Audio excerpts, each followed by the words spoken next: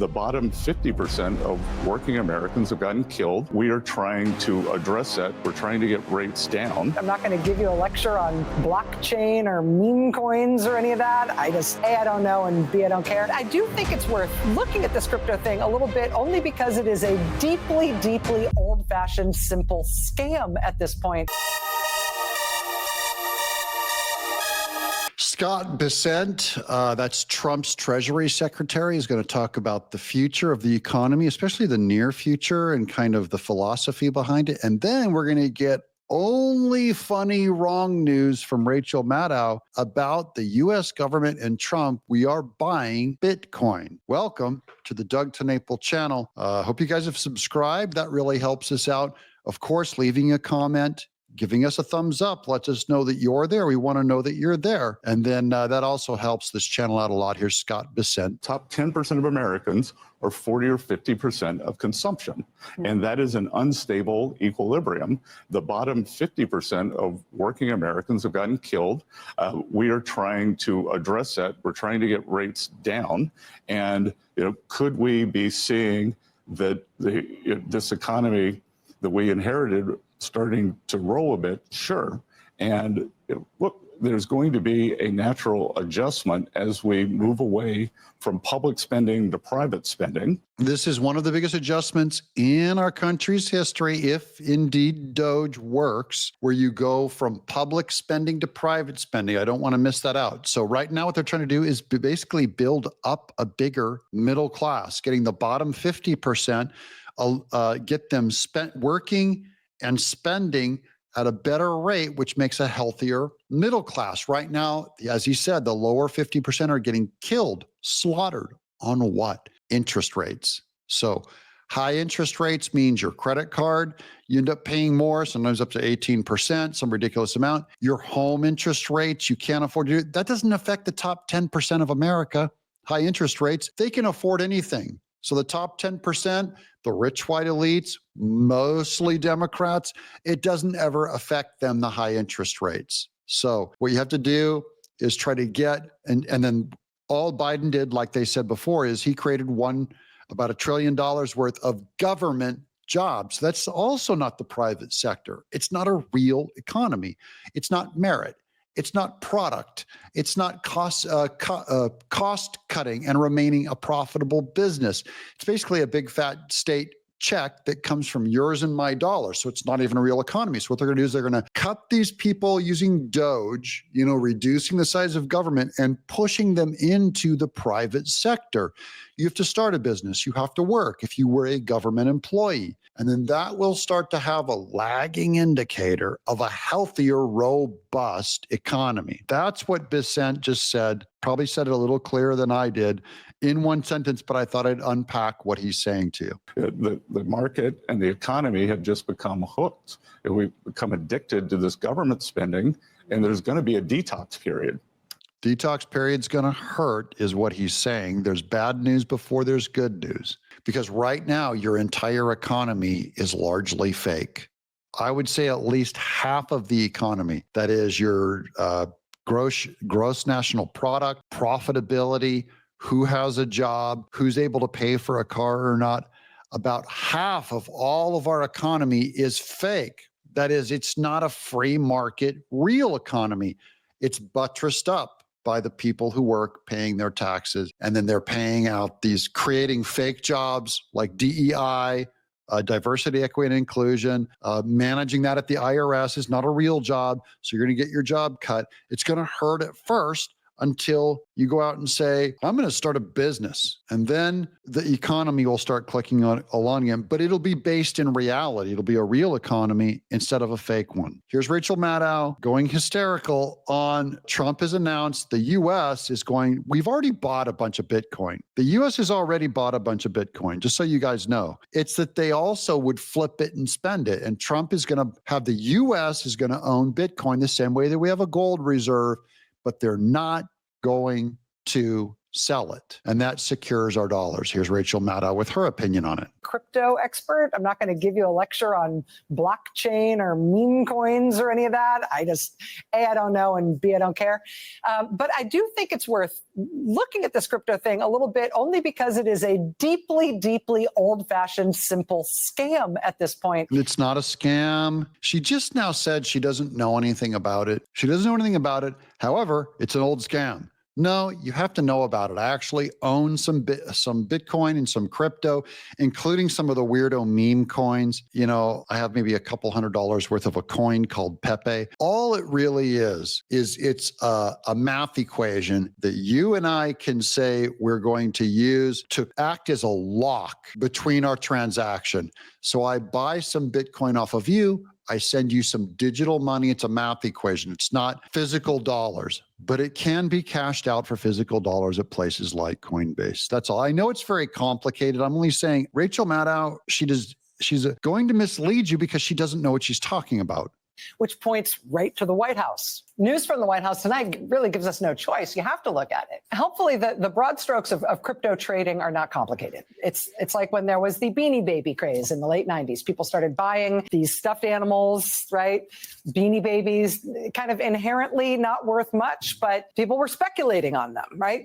It was a beanie. Hold on, I got to go into this because it is true. It's a lot like Beanie Babies. The problem is that Beanie Babies are not worth much. It's what two people agree they're worth. Okay. I bought this Beanie Baby from Thai Toys for $7. However, it's the Princess Di one. So do you want to buy it? It costs $1,200 because it's a collector's item. It's not that the molecules themselves are worth that. It's two people agree to what it's worth. And what Rachel Maddow misses out on is everything is that way. Everything. That's why you can pay, 25 cents for an egg 1 week.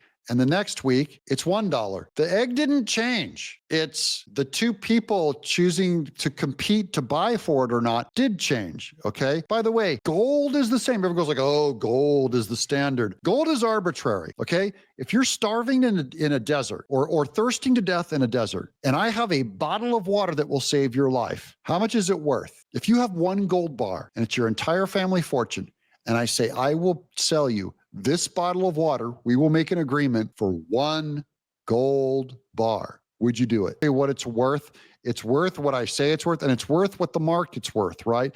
If you're sitting in a lake full of fresh water and I try and sell you a bottle of water for a bar of gold, you'll say, forget you. Goodbye. I don't need your water. I'm surrounded with 8 million bottles of water. See, it's competition. It's a normal market. Beanie Babies are no different than anything else. If your child, heaven forbid, is suddenly dying of cancer, what would you give to cure them? If I came up to you and said, give me everything you own and everything you will own for the rest of your life, and I will cure your kid of cancer, you'd say, yes, sir. See, because there are prices to things that are negotiable. So she's right in a way. The only is we came up with a math equation, just said, we agree that I'm going to buy Bitcoin. This year it costs $100,000. Last year it cost $60,000. This year it's $100,000. You don't have to buy Bitcoin. Okay. You don't have to do it. But if you choose to, you can. Just like I didn't have to buy a Beanie Baby, but I could. Beanie Baby trading bubble, other than maybe some emotional value if you had one as a child, Beanie Babies didn't have much inherent value, but it was worth buying up a bunch of them because there was speculation on the premise that as collectibles, maybe one day your Beanie Babies collection could be worth a lot of money. Cryptocurrencies operate on the same idea. They have no inherent value at all. Yeah, but nothing has inherent value. Your boat does not have inherent value. Does that mean I can take your boat for 50 cents? No. You know what I mean? Do you know what I'm saying, guys? This is true for all monetary transactions in the history of man. Nothing has inherent value.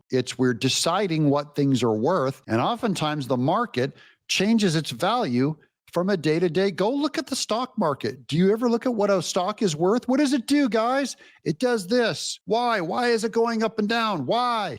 I thought it was, according to Rachel Maddow, it's supposed to be fixed. No, it's just like a Beanie Baby. It can be worth 50 cents one day and $1 billion the next day. The only value they have is if you have some reason to believe that somebody else might want to buy them from you in the future. True. That's it. True. And what that means in very practical terms is that convincing other people that your crypto is popular and in demand, convincing people that your crypto thing is going to have value in the future. It's going to be collectible as Beanie Babies. Yeah. That is key to actually making money. You know what else is key to making money? Convincing stockholders that MSNBC is worth buying that stock to pay this Eraserhead's salary. It's true for everything. So the idea that Bitcoin is, you do not have to buy it, okay? It does have a fluctuating value. So does gold. So does property. So does my health. I don't see the big, she's going to try and make a case that Bitcoin is somehow so different and so